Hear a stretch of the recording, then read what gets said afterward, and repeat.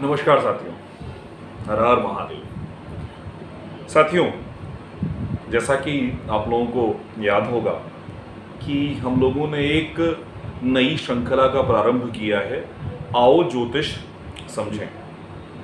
प्रयास इस श्रृंखला में ये है कि आपकी ज्योतिष की इतनी समझ बन जाए कि आप किसी ज्योतिषी द्वारा ठगे न जाएं और आपको मालूम हो कि किसी ज्योतिषी से क्या प्रश्न पूछना है। थोड़ी सी इस चर्चा को आगे बढ़ा देता हूं कि क्या मेरे कहने का आशय है। पहला, ज्योतिषी द्वारा ठगे ना जाने की बात। मैं आपको उदाहरण बताता हूं कि मेरी अपनी बैचमेट जिन्होंने मेरे साथ टेलीविज़न जर्नलिज्म की पढ़ाई की थी, नाम लेना उचित नहीं है, उनको उनके ज्योतिषी ने सिर्फ अपना पैसा कमाने के लिए एक पुखराज पहना दिया। पुखराज बृहस्पति का रत्न और स्वाभाविक रूप से बृहस्पति को अत्यधिक बल देने वाला। उस रत्न को पहनने से, चूंकि उस रत्न का, उस ग्रह का सीधे सीधे अष्टम भाव से संबंध था, उनको ब्रेस्ट कैंसर हो गया। One of her breast have to be removed, second was having malign tumour. तो अगर आपको मालूम होगा तो आप इसी का आगे बढ़ाते हुए आप सही प्रश्न पूछ सकेंगे ज्योतिषी से। कैसे प्रश्न पूछ सकेंगे? उदाहरण देता हूं कि अगर आप किसी ज्योतिषी के पास जाते हैं, खास तौर पे यदि आप 20, 22, 24, 25 साल के, तो आपका पहला प्रश्न ये होना चाहिए कि what career suits me, not whether I will become IAS, IPS, क्या बनूंगा, ये सवाल नहीं। क्योंकि सच तो ये है कि यदि दिग्बली मंगल हो, दिग्बली सूर्य हो, अति बली बुध हो, ऐसे बहुत सारे कॉम्बिनेशन हैं, लग्न अति बली हो, लग्नेश अति बली हो, लग्नेश उच्च के हो, अकेले, वो आपके जीवन में बहुत कुछ बड़ा दे सकते हैं।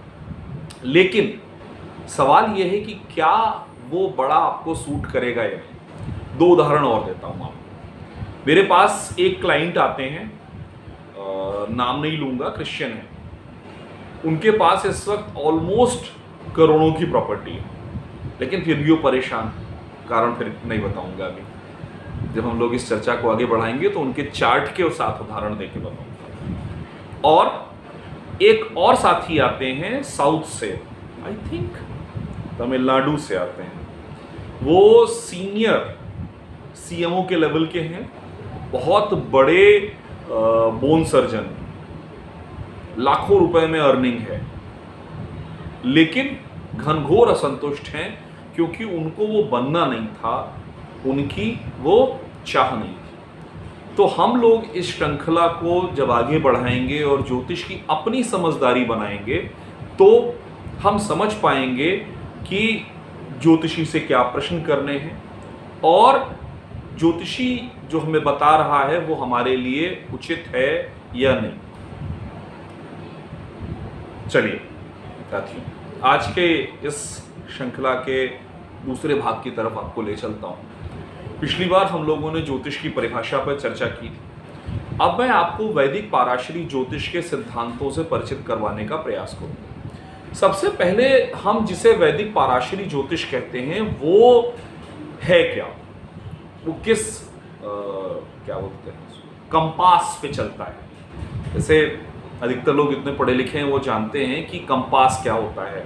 वो कंपास, कंपास और भी कई उच्चारण हो सकते हैं, प्रोनाउंसिएशन हो सकते हैं। वो होता है जो हमें दिशा बताता है। तो वैदिक ज्योतिषी के लिए जो कंपास है, वैदिक ज्योतिषी के लिए जो स्टार्टिंग पॉइंट है, वो है आपकी कुंडली का लग्न। लग्न यानी आपके जन्म के समय पूर्व दिशा में जो राशि उदित हो रही है, उस राशि और उस राशि की डिग्री को हम प्रथम भाव या लग्न बनाते हैं। साथियों, हमारे पूर्वजों ने बड़ा वैज्ञानिक तरीके से इस पूरी प्रक्रिया को किया हुआ है। अगर आप ध्यान से देखें, पृथ्वी को आधार बना के, this whole process is geocentric, यानी हमारा पूरा का पूरा जो ज्योतिष है वो पृथ्वी केंद्रित है। यानी हम ये मान के चलते हैं कि आप पृथ्वी पर से पूरी दुनिया को देख रहे हैं। अतः इसकी संभावना है कि यदि जब मानव मंगल पर पहुंचेगा, मंगल पर मानव की संतानें होंगी, तो उस वक्त हमें इस ज्योतिष में कई परिवर्तन करने होंगे। लेकिन अभी है हमारे पास 100 साल, अपनी जिंदगी कट जाएगी, बाकी देखी जाएगी। तो साथियों, हम ज्योतिषी ये मानकर चलते हैं कि आप पृथ्वी पर हैं और जन्म के समय पूर्व दिशा में, वो जन्म का समय कुछ भी हो सकता है, पर दिशा हमेशा पूर्व होगी। इसीलिए इस बात का बहुत महत्व है कि आपका जन्म स्थान कहाँ है।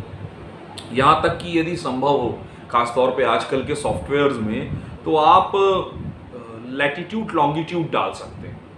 तो लैटिट्यूड लॉन्गिट्यूड से आपका एग्जैक्ट बर्थ प्लेस पता चलेगा और उस जातक के लिए पूर्व दिशा में कौन सी राशि कितने डिग्री की उदित हो रही है, ये बहुत स्पष्ट रूप से समझ में आएगा। ठीक है साथियों, तो सबसे पहले हम क्या करते हैं, वैदिक पाराशरी ज्योतिषी आपके जन्म के समय, जन्म की तिथि और जन्म स्थान के आधार पर आपके जन्म के लिए पूर्व दिशा में एग्जैक्ट जब आपका जन्म का समय हो रहा हो, उस समय कितने डिग्री की राशि का उदय हो रहा है, इसको निकालते हैं। जब हम इसको निकालते हैं तो हमारे पास स्पष्ट मान होता है कि आपके कितने डिग्री का लग्न बना।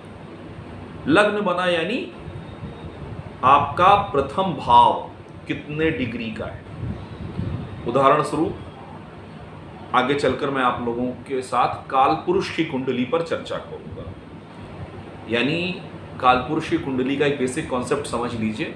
कालपुरुष की कुंडली का मतलब हुआ प्रकृति के प्रथम दिन, प्रथम क्षण में कौन सी राशि थी, कौन सा लग्न था, कौन सा ग्रह किस राशि में बैठा था। तो ऐसा माना जाता है कि उस क्षण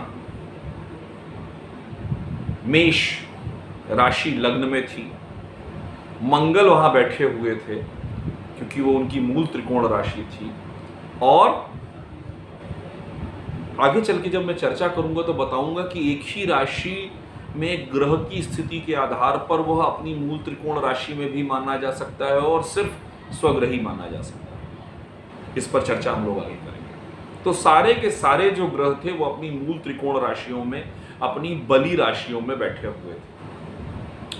तो मान लीजिए कि हम लोगों की चर्चा का प्रारंभ करते हुए कि अगर हम लोग किसी ऐसे जातक को देखते हैं जिसका जन्म मेष लग्न का हो और मेष लग्न के साथ साथ ही मेष राशि भी होगी। चलिए एक और नई चीज इसको जोड़ दूं, फिर उसके बाद आपको चर्चा को आगे बढ़ाऊंगा। आपने अक्सर अखबारों में ये देखा होगा कि राशिफल बता रहे हैं।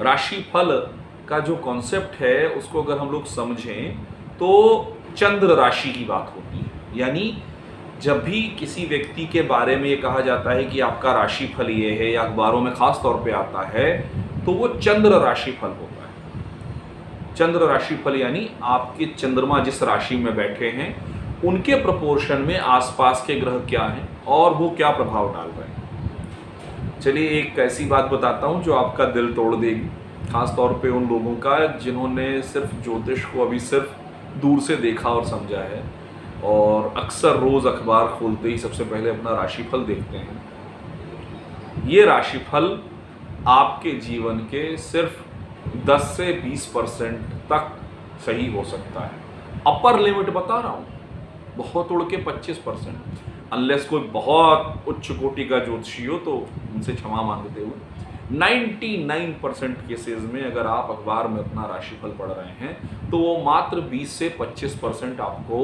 बताएगा। क्यों बताएगा सिर्फ 20 से 25%? क्योंकि चंद्रमा सिर्फ एक ग्रह है। आपकी कुंडली में बाकी के 8 ग्रह हैं और वो 8 ग्रह अलग अलग 11 राशियों में कहीं पर भी बैठ सकते हैं। तो ये अकेला चंद्रमा आपके बारे में सब कुछ नहीं बता सकता, पर बता क्या सकता है? ये चंद्रमा उस दिन का आपका मूड बहुत अच्छी तरीके से बता सकता है। That is for sure. ये तो पक्की बात है कि उस दिन आपका मूड कैसा रहेगा। और हम जानते हैं कि कई बार हमारा स्वभाव हमारे जीवन में आने वाली घटनाओं का निर्णय करता है। तो इसीलिए मैं इसको 25% दे रहा हूँ। तो मित्रों, जब हमने लग्न को स्थापित कर दिया तो इसी लग्न से हम बाकी के 11 और भावों की गणना करते हैं, और जब इन 11 और भावों की गणना करते हैं तब हमें पूरी की पूरी कुंडली मिलती है। इन 11 भावों में हम बाकी के 9 ग्रह या कहिए 9 ग्रह स्थापित करते हैं। स्थापित करते हैं यानी हम नहीं बैठा देते भाई साहब। होता यह है कि जन्म के समय आपके कुंडली का जैसे ही हमको लग्न पता चलता है तो उस समय का बेसिकली, जिसे हम कुंडली कहते हैं ना, वो बेसिकली आकाश का मैप है। यानी ये 9 ग्रह कहाँ कहाँ कहाँ बैठे हुए हैं, ये हम कुंडली के, किसी भी कुंडली के जैसे ही मैप को कहिए या जिसे चार्ट कहते हैं, जिसको हम लोग शास्त्रीय भाषा में भचक्र भी कहते हैं, वहाँ देखते हैं। इस प्रकार कुंडली का निर्माण होता है। प्रयास ये रहेगा कि आगे के आने वाले वीडियोस में इस पर और विस्तार से चर्चा हो। हाँ, आज मैंने ये तोड़ू पोड़ू जो लगाया हुआ है, इसका कारण ये है कि मेरी आवाज़ बहुत स्पष्ट नहीं आ रही थी, तो कई लोगों ने मुझसे कहा कि आशुतोष जी आपकी आवाज़ नहीं आ रही है, तो ये मैंने अभी ये थोड़ा ज़्यादा विजिबल सा माइक लगाया है। साथियों, आप लोगों का साथ रहेगा, सहयोग रहेगा और भगवती कृपा हुई तो आगे चल के थोड़ा बेहतर माइक लिया जाएगा। सभी को राम राम। महादेव ने चाहा तो फिर जल्दी ही मिलते हैं। हर हर महादेव।